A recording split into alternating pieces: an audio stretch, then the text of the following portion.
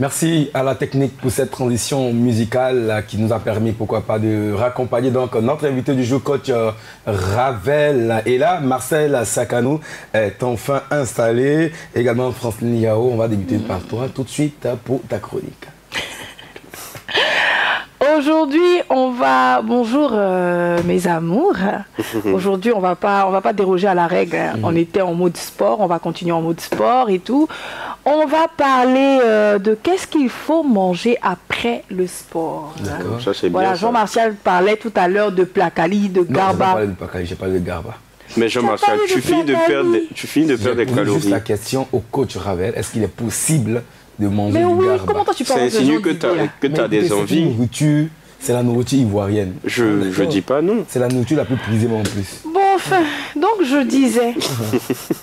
En fait, il est clair hein, que après une séance de sport et tout, ça ouvre vraiment l'appétit parce que après ce qu'on a fait avec le coach Raven, là, Dieu merci, ma chouchou Estelle avait prévu pour moi, je précise, des petites mignardises et je m'en suis délectée. Du coup, je suis bien, je peux faire ma rubrique en paix. Voilà.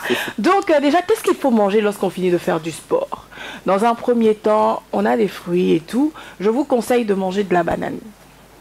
Pourquoi la banane? Parce que la banane est bourrée de protéines et de bonnes protéines, je précise.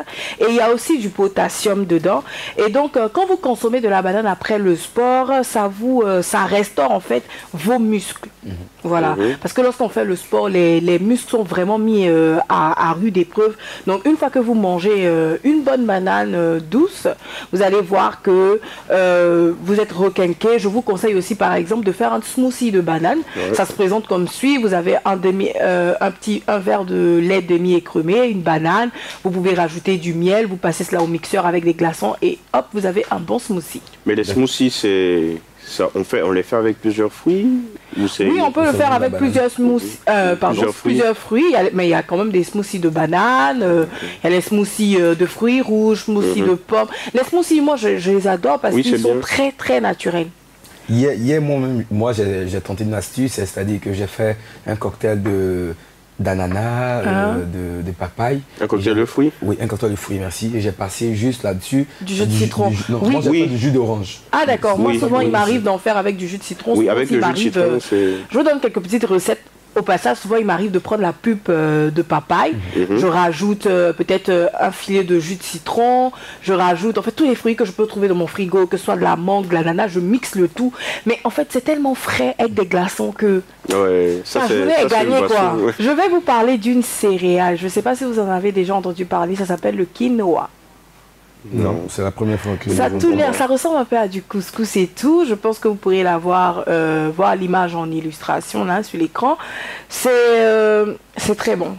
Voilà. Donc après le sport, vous pouvez prendre des céréales, par exemple du quinoa. Vous pouvez prendre des flocons d'avoine, ce qu'on appelle communément chez nous ici en Côte d'Ivoire les quakers. Voilà, sinon c'est le vrai nom qui est flocon d'avoine, quoique c'est la marque. Voilà. Donc déjà il faut savoir que les céréales sont très digestes. Donc quand vous allez en manger, ça va vous permettre de remettre en fait l'estomac en place, et puis c'est riche en fer, en protéines et tout, et puis ça vous donne aussi de l'énergie. Donc c'est très important en plus des vitamines, des nutriments et des fibres qu'elles contiennent. Donc n'hésitez pas à manger des céréales juste après le sport, mais en quantité modérée. Troisièmement, les œufs. Oui, vous pouvez manger des œufs, que ce soit des œufs durs, que ce soit des œufs à la coque, que ce soit des œufs brouillés ou encore en omelette ou au plat. Sachez que vous pouvez manger des œufs juste après le sport. Et puis on parle toujours de protéines après le sport, et aussi les œufs contiennent aussi des glucides, et ajoutez à cela de la vitamine D. Du coup faites-vous plaisir, peut-être 2 à 3 œufs sur le plat avec un bon pain complet. Vous êtes bien. Moi je préfère les œufs à la coque, c'est très bon, c'est pas très cuit, et voilà, on est bien. Jean-Marc, qu'est-ce que toi tu préfères? Tout. T'es sûr? Toi, tu dois être un adepte d'omelette, egg, oignon, tomate, tout ça là-dedans. On te laisse terminer ta chronique. Pardon. Ensuite, après, privilégiez les jus de fruits, particulièrement les jus d'orange, pour faire le plein en vitamine C. Et puis voilà, tout simplement, des jus frais. Évitez les jus en briques des supermarchés parce qu'il n'y a que 3 oranges pour 14 litres d'eau, sans oublier les autres additifs et tout. Donc, privilégiez les oranges, ça coûte moins cher. Hein. Vous avez des oranges de 300 à 100 francs, pardon. Donc, faites-vous plaisir, des oranges, du pamplemousse. Oui, oui. Voilà. De la mandarine, voilà. Dieu merci, en Côte d'Ivoire, on a toutes sortes de fruits, donc faites-vous plaisir. Ensuite, vous pouvez manger du riz. Voilà, du riz, parce que dans le riz, il y a des acides aminés et c'est très bon. Il y a aussi de l'hydrate de carbone qui est très bon pour le corps. Donc, privilégiez le riz, les pâtes aussi. Voilà, ce qu'on appelle communément les spaghettis, les macaronis, les fusilli, voilà, j'adore les pâtes. Donc, manger des pâtes, ça vous donne encore des raviolis, voilà. Ça vous donne, voilà, de l'énergie et puis non seulement c'est bon, et puis ça vous donne aussi du sucre lent. Voilà, donc il y a aussi le poulet, privilégier le blanc de poulet, voilà.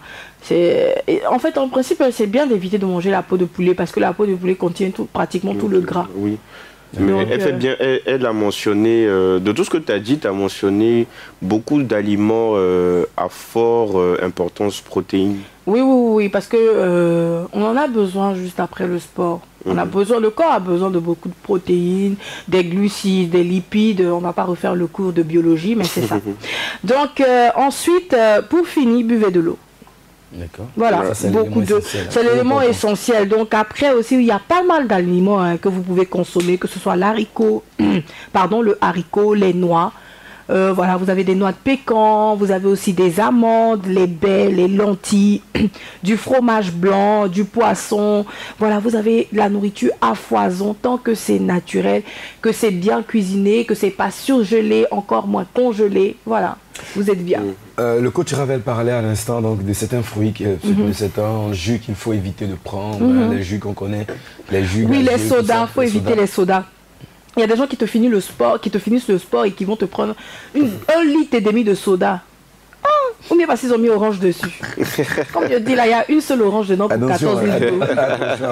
Parce que là... Je n'ai dit le nom de personne, Jean-Martial. Non, je n'en discrimine pas déjà. J'en suis heureux tu aimes bien me mettre en parler, les gens. Éviter tout ça. D'accord. Alors, on retient de ta chronique qu'il faut prendre tout ce qui est naturel. Oui, tout ce qui est naturel. Il faut consommer des jus, tout ce qui est bio. Tout ça. Voilà. D'accord. Et on peut se faire même ces jus-là à la maison. Oui, voilà. Comme ça, on est maître de l'hygiène qui en prévaut. Donc voilà. Avec un mixeur, tout ça. Avec un mixeur, même on a le truc qu'on utilisait avant, là, comment ça s'appelle, le pressoir là. Voilà, avec tout. Aujourd'hui, on a tellement de machines qui nous font des jus, on a des centrifugeuses et tout, donc voilà. D'accord. Franceline Yao, merci beaucoup en tout cas pour ta chronique qui aborde dans le même sens que notre coach Ravel. Et cette fois-ci, juste après le jingle, on va retrouver Marcel Sakanou.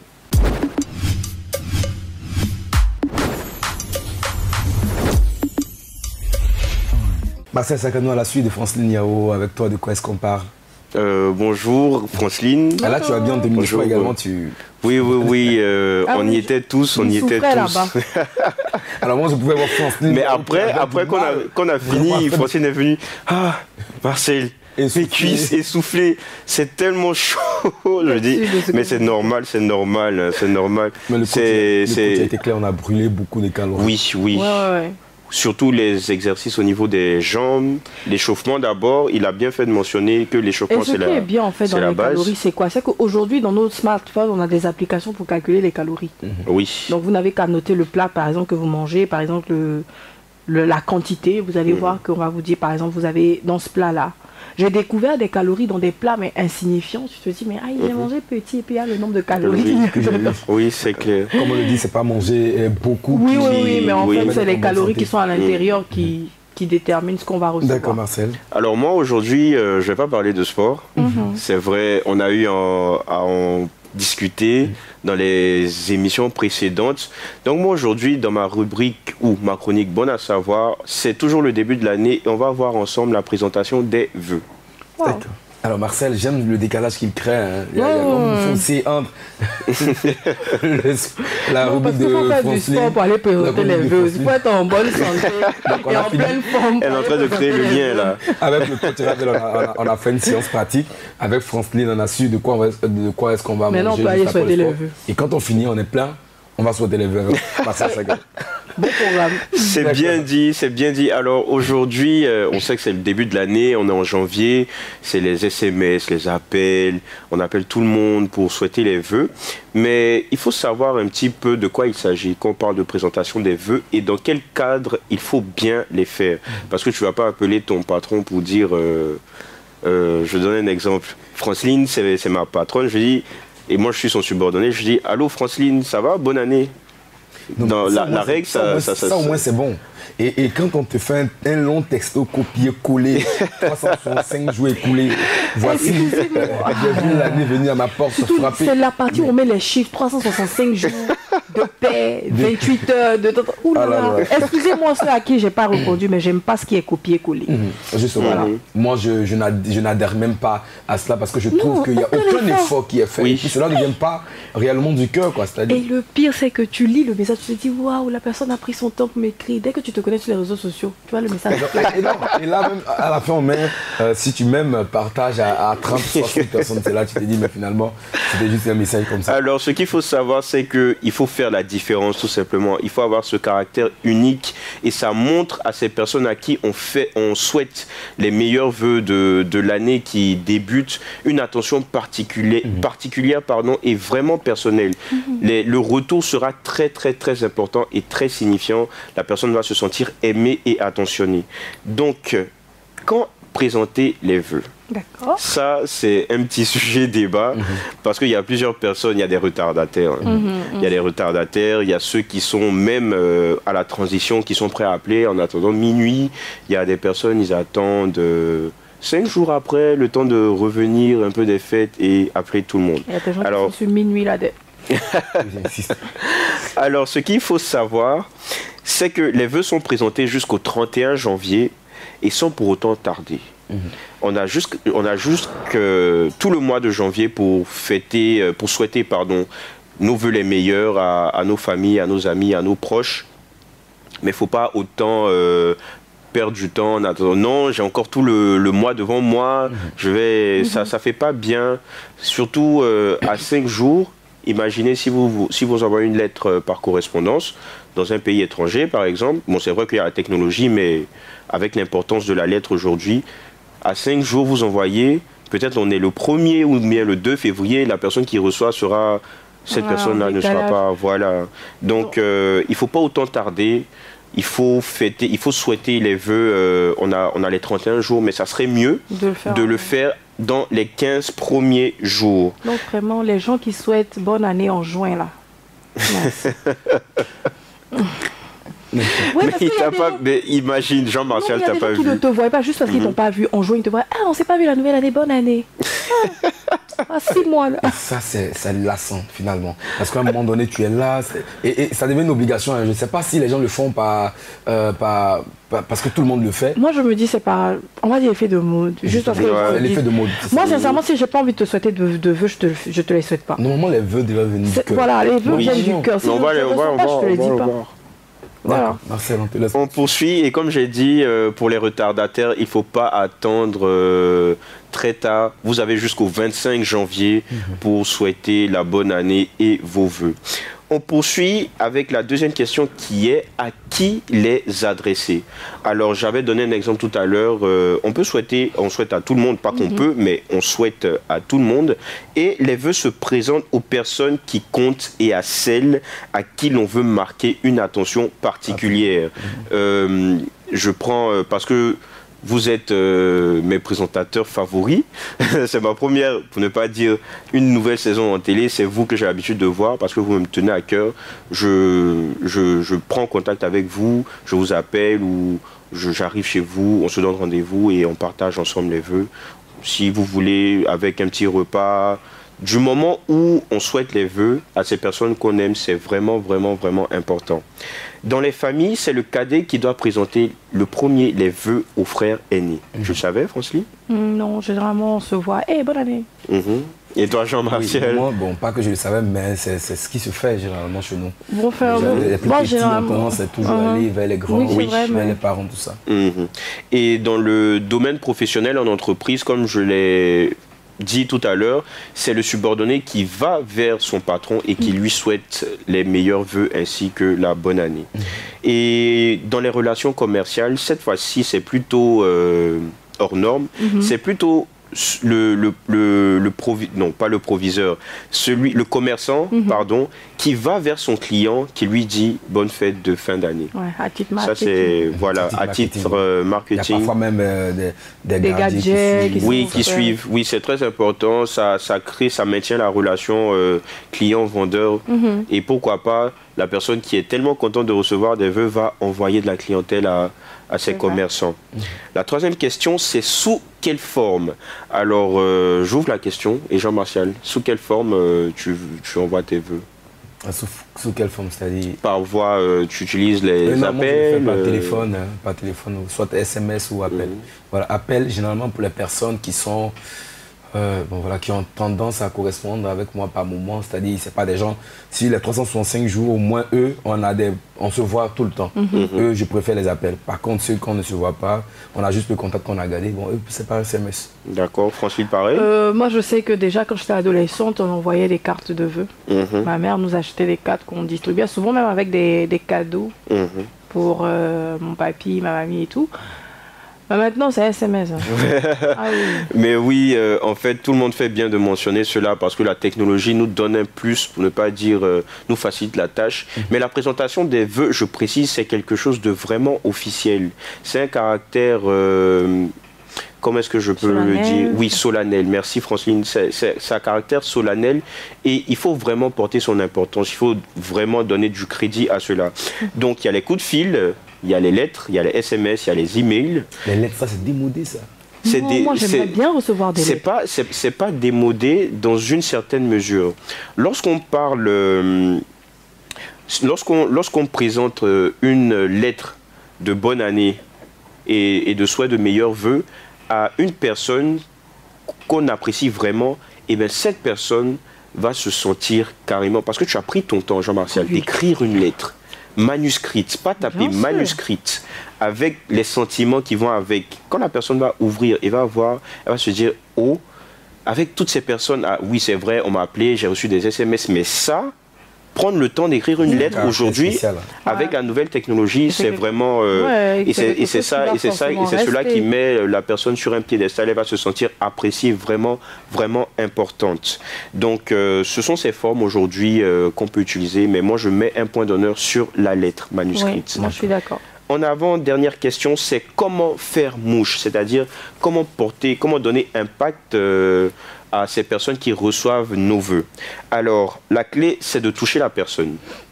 Au travers de vos mots, au travers de vos expressions, comment vous allez dire à ces personnes-là les meilleurs vœux, vos souhaits envers ces personnes et pourquoi pas leur famille. Et plus vous serez dans la personnalisation, plus les retours et les remerciements seront adéquats et importants pour vous. Parce qu'aujourd'hui, on remarque qu'on a tendance à faire les choses assez vite. On se dit, bon, j'appelle, oui, allô, Jean-Martial, c'est Marcel. Comment tu vas? Bon, je te souhaite bonne année, beaucoup de bonheur, beaucoup de bonnes choses, la faveur de Dieu, la grâce de Dieu. On se donne les nouvelles et puis, paf, c'est terminé. C'est pas, on a l'impression que c'est un devoir de maison. On le fait à la va-vite sans pour autant réfléchir. Non, il faut utiliser les bons mots. Il faut donner cette attention pour que le retour soit vraiment positif. Et moi, déjà même au travers de cette manie de faire les vœux, je comprends tout de suite que les gens, en réalité, n'ont pas envie de faire les vœux, en fait. C'est juste un effet de mode, parce que c'est le temps de le faire. Alors, ils se permettent de prendre. Parce que tu peux pas dire à quelqu'un, voilà, bonne année, tous les bontés. Voilà, en fait, j'ai jamais compris cette... Ou bien je me dis quoi? Les bontés, c'est quoi? La bonté, ou bien, en fait, le fait de dire santé, c'est le thé, là. Tout ce qui se termine par thé. Le malhonnêteté. Non, c'est pourquoi la personne a précisé les bons T, c'est-à-dire la santé, longévité, prospérité. Mais je veux dire, tu peux pas perdre pour quelqu'un qui se... Mais justement, oui. Ça comme ça. Tous les bontés. Et c'est fini. Tout ce que ton cœur désire, Dieu te supplie. Non, à la limite, formule tes vœux. En fonction de la personne. Et ça montre un peu le ressens vraiment. Oui, parce que j'aimerais préciser que la présentation des vœux est à caractère subjectif. Si on tient vraiment à quelqu'un, on ne va pas faire un effet de groupe et jeter un message pour tout le monde. Non, vous avez une relation personnelle avec cette personne. C'est pas parce que je suis ami avec telle personne, on est dans un même cadre au niveau relationnel, que je vais balancer un message en disant bonne année et je prends le temps. C'est pas personnalisé. C'est pas personnalisé, je regarde et bonne année à tous. Voilà, et puis je balance que Dieu vous bénisse et tout comme Jean-Martial a dit, tous les bontés. Et puis non. Alors, si j'ai une relation vraiment particulière, je me dois de prendre la personne carrément à cœur. Et je lui écris une lettre, à la limite, je l'appelle ou je lui envoie un message très personnalisé. Il faut mettre l'accent sur la personnalisation des messages. C'est vraiment important. C'est vraiment important. Tu ne peux pas te permettre d'aller voir un chef d'État et venir dire Monsieur le Président, mes vœux les meilleurs, tous les bontés. Franchement. Non, ça se fait pas. C'est à la limite un manque de respect. Donc, pour terminer, il faut souhaiter aux personnes qu'elles aient ce que leur cœur désire. C'est très important. Au-delà de la flatterie, c'est une petite touche d'amour, par exemple, pour quelqu'un qui a un travail et qui veut vraiment aller au prochain grade, à l'étape supérieure. On peut lui souhaiter vraiment que cette promotion-là te vienne, ou s'il y a un couple qui atteint un enfant, que cette année soit votre année où vous ayez un enfant. En fait, il faut le faire. Des choses dont on a besoin, en fait, souhaiter des vœux dont la personne a réellement besoin. Voilà. Parce que tu ne vas pas venir dire à quelqu'un... Parce qu'on n'est pas dans le cœur de la personne, on ne peut pas savoir. Non, mais c'est le relationnel qui fait toute la différence. Voilà. Moi, je voudrais raconter une anecdote par rapport à ce que Marcel disait quant à que Dieu bénisse ton tout. Bon, je veux dire... puisse Dieu réaliser tous les désirs de ton cœur, d'accord? Alors, le monsieur, il est amoureux de la fille. Et cette fille vient vers lui pour lui dire que Dieu bénisse, que Dieu réalise tous les désirs de ton cœur. Et lui, la première des choses qui le touche automatiquement, c'est le fait, il met en exergue le fait qu'il soit amoureux de la fille. Il dit, Seigneur, tu as entendu ce qu'elle a dit. Alors, permets qu'en cette année, mon vœu soit réel. Et ça s'est réalisé? Là, je ne sais pas. On attend la fin de l'année pour faire... Alors, je termine avec la dernière question. Des erreurs à éviter. Est-ce qu'il y a des erreurs à ne pas commettre? L'humour à l'écrit ne passe pas du tout.